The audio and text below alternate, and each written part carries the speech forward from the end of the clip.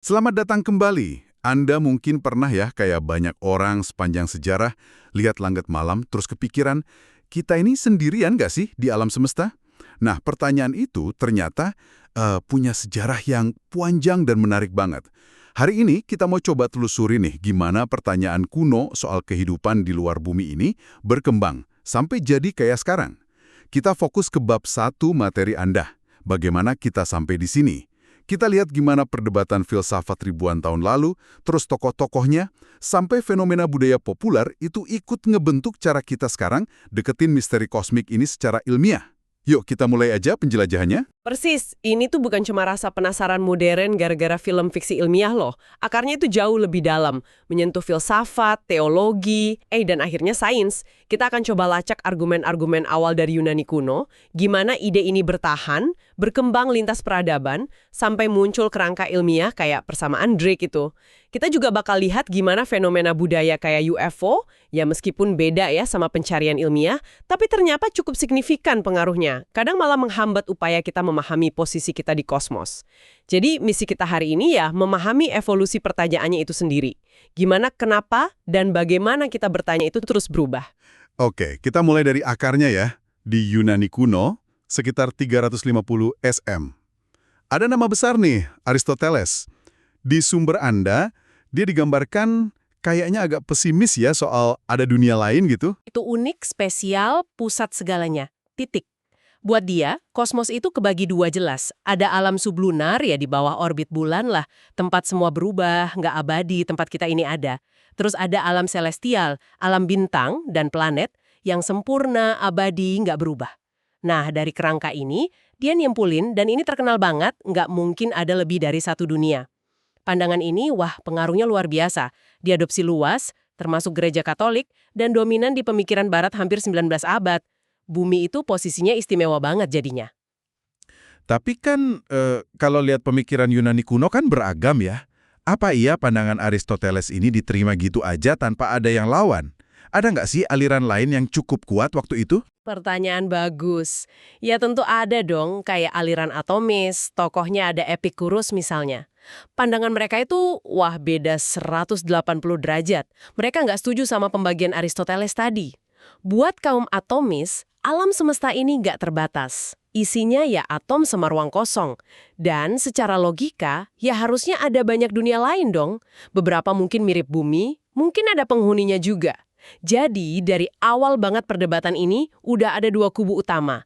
Pesimis kayak Aristoteles yang lihat bumi itu unik, sama optimis kayak atomis yang percaya ada banyak dunia. Garis besar perdebatan unik versus banyak ini udah ada lebih dari 2 milenium lalu. Dan menariknya, ya sampai sekarang masih kerasa kan gemanya? Terus, gimana kelanjutan perdebatan ini setelah era Yunani kuno? Nah, setelah Kekaisaran Romawi Barat runtuh, pusat kemajuan astronomi itu geser. Salah satunya ke dunia Islam pas zaman keemasan Islam. Para ilmuwan di sana itu menerjemahkan, mengkritik, mengembangkan karya-karya Yunani. Model alam semestanya sih umumnya masih geosentris ya, bumi pusat. Tapi, perdebatan optimis-pesimis ini lanjut terus, seringkali diwarnai interpretasi teologis dari Al-Quran. Ada loh beberapa pemikir Muslim yang menafsirkan ayat tertentu sebagai ya kemungkinan adanya dunia-dunia lain, bahkan mungkin dengan penghuninya sendiri. Oke, terus kita masuk ke Eropa masa Renaissance. Nah, di sini suasananya jadi lebih panas ya soal ide ini. Banget, panas banget. Salah satu tokoh kunci di akhir abad ke-16 itu Giordano Bruno. Dia biarawan Dominikan dari Italia. Tapi pandangannya maju banget buat zamannya, bisa dibilang radikal malah. Dia pendukung kuat model heliosentris Kopernikus, matahari pusatnya, bukan bumi. Nah, ini implikasi filosofisnya gede banget. Bumi itu jadi turun pangkat, cuma salah satu planet aja yang muterin matahari. Kalau bumi nggak spesial, berarti bintang-bintang lain di langit itu bisa jadi matahari lain juga dong. Masing-masing punya planet sendiri, mungkin ada penghuninya juga. Wah, implikasinya besar banget. Dan kayaknya bahaya ya di zaman itu mikir gitu. Sangat berbahaya. Bruno ini lebih jauh lagi. Dia yakin alam semesta tak terbatas, penuh sama dunia-dunia berpenghuni. Pandangan ini ditambah ide teologis yang lain dianggap sesat sama Inkuisisi Roma. Akhirnya Bruno dihukum bakar tahun 1600. Nasib tragisnya ini bukan cuma soal kosmologi ya, tapi nunjukin gimana ide baru yang radikal soal tempat kita di alam semesta itu sering dapat perlawanan keras. Kadang ya menghambat kemajuan ilmiah. Langit malam penuh bintang emang bikin kita berimajinasi soal kemungkinan lain. Tapi buat ngubah itu jadi sains yang diterima, wah perjuangannya panjang lawan dogma yang udah mapan. Oke, setelah berabad-abad perdebatan filosofis dan teologis, terus teleskop makin canggih, kita lompat nih ke pertengahan abad ke-20. Pertanyaan lama ini muncul lagi, tapi bentuknya lebih tajam, yang kita kenal sebagai paradoks Fermi. Gimana sih asal-musulnya, terus intinya apa? Katanya sih pertanyaan ini muncul gitu aja dari fisikawan legendaris Enrico Fermi pas lagi makan siang sama teman-temannya di Los Alamos tahun 1950. Intinya gini, alam semesta kan luas banget ya, tua lagi. Ada miliaran bintang di galaksi kita aja. Banyak yang mungkin punya planet mirip bumi. Kalau kehidupan bisa muncul dan berkembang jadi peradaban teknologi maju, harusnya udah banyak dong peradaban kayak gitu di luar sana. Terus si Fermi nanya, di mana mereka semua? Gitu. Kenapa kita nggak lihat bukti keberadaan mereka? Nggak ada pesawat alien, nggak ada sinyal radio, nggak ada tanda-tanda jelas lah. Nah, tahun 1975, astronom Michael Hart itu merumuskan argumen ini lebih formal dan keras. Dia bilang, ya karena nggak ada bukti itu, berarti kita emang satu-satunya kehidupan cerdas di galaksi kita.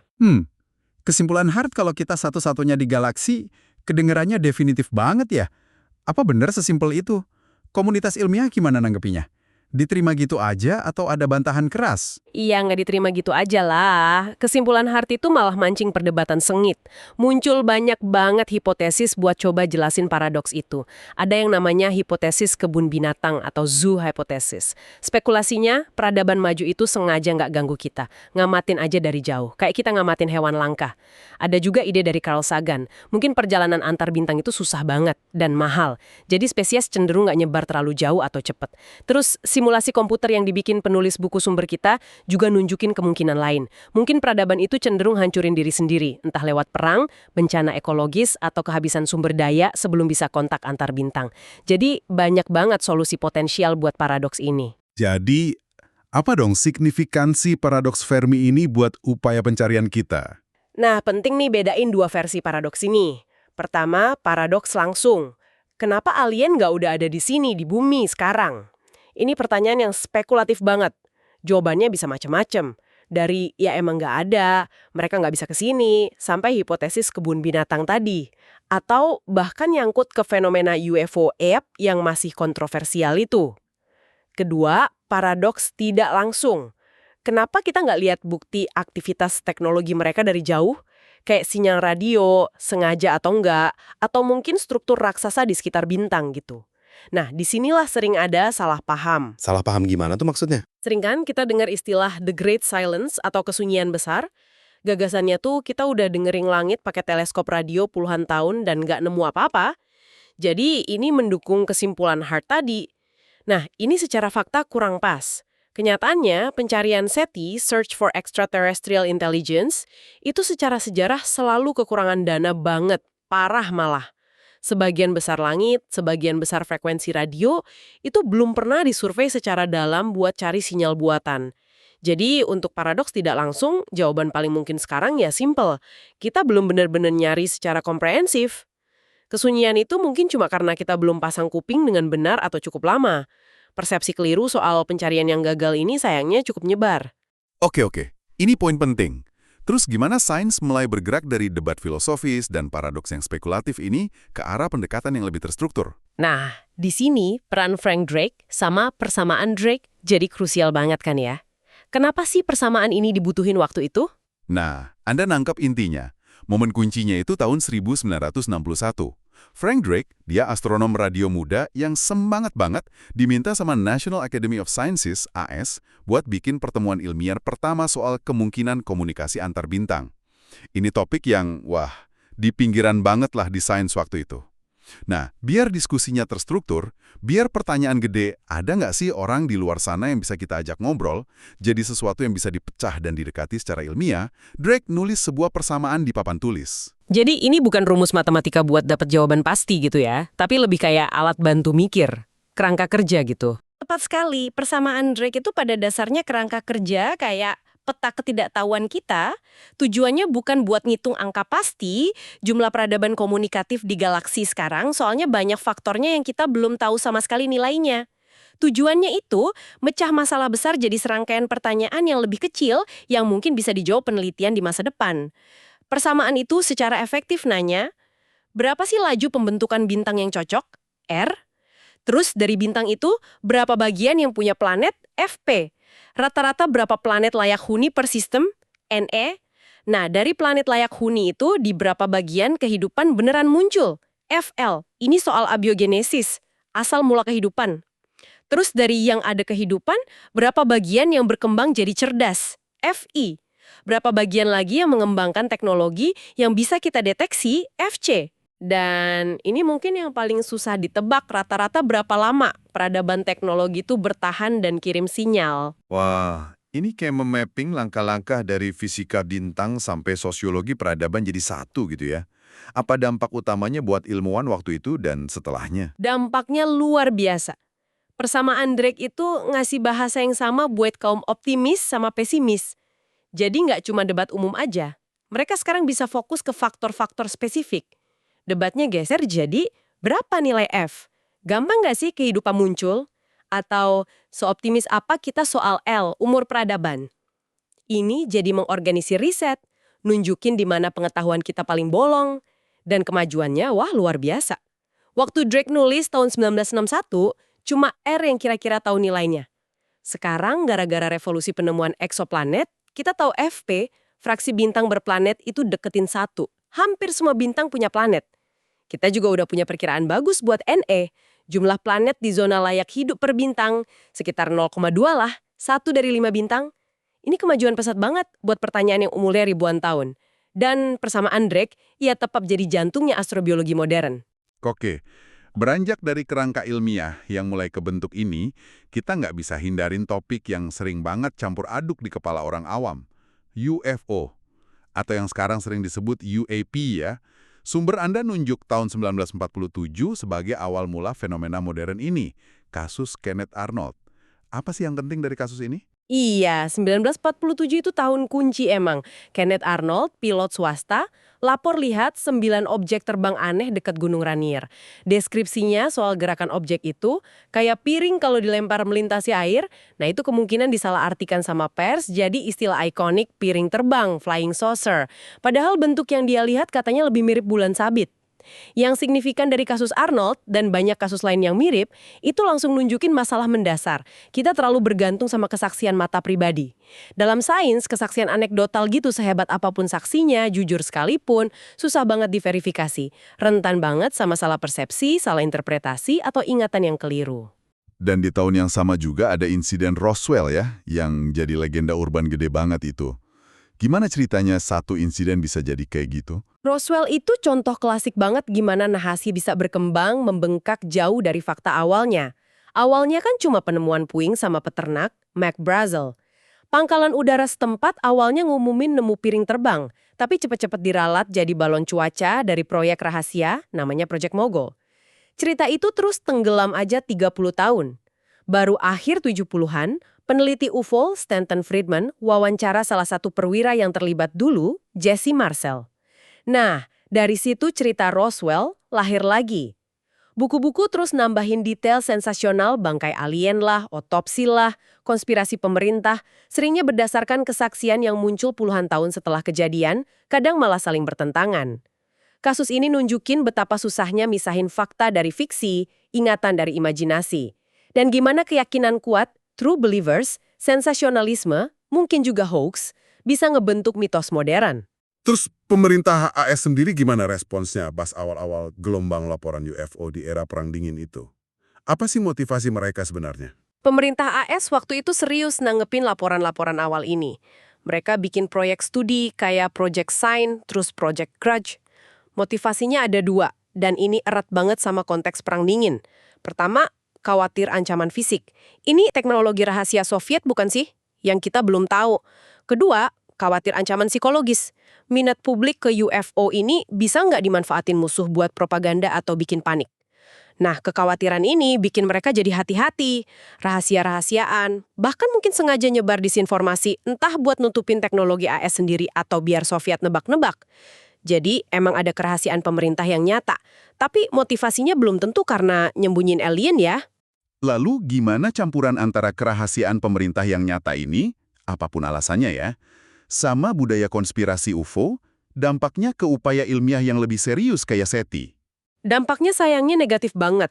Muncul apa yang disebut ilmuwan itu giggle factor atau faktor cekikikan. Asosiasi yang salah kaprah di kepala publik dan politisi antara SETI yang nyari sinjal teknologi dari peradaban jauh secara ilmiah sama sensasi piring terbang dan manusia hijau kecil itu bikin SETI jadi sasaran empuk buat diserang.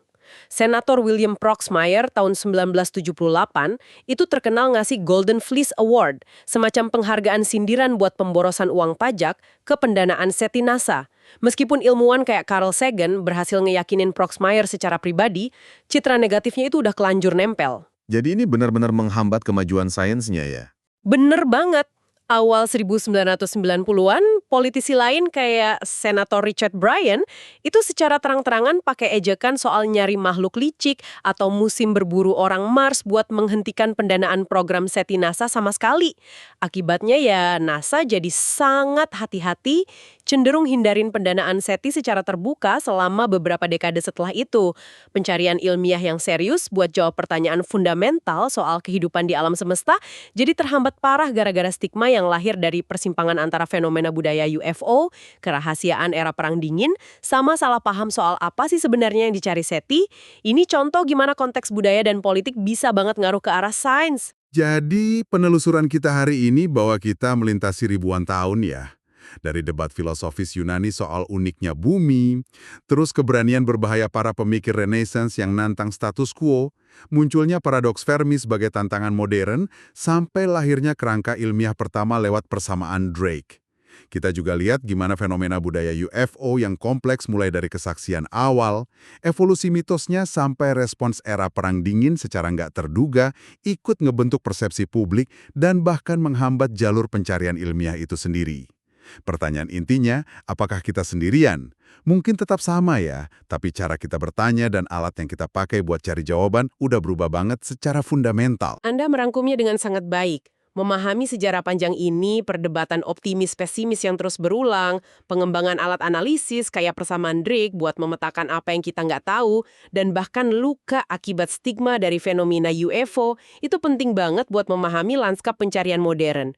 Semua itu ngebentuk fondasi tempat kita berdiri sekarang.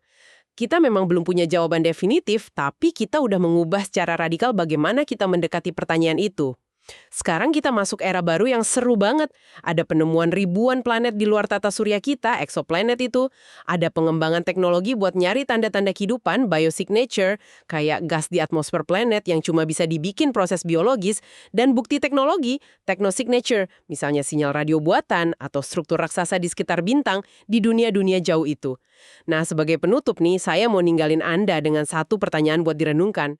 Mengingat perjalanan panjang penuh lika-liku yang udah kita bahas ini, dari semua jalur pencarian modern yang lagi berkembang pesat sekarang, entah itu penemuan exoplanet yang makin banyak, metode baru deteksi biosignature, pencarian technosignatures yang mulai bangkit lagi, atau bahkan penyelidikan fenomena UAP yang kini coba didekati lebih ilmiah, aspek mana sih yang paling bikin Anda penasaran secara pribadi tentang kelanjutan kisah pencarian ini? Sampai jumpa di penjelajahan kita berikutnya.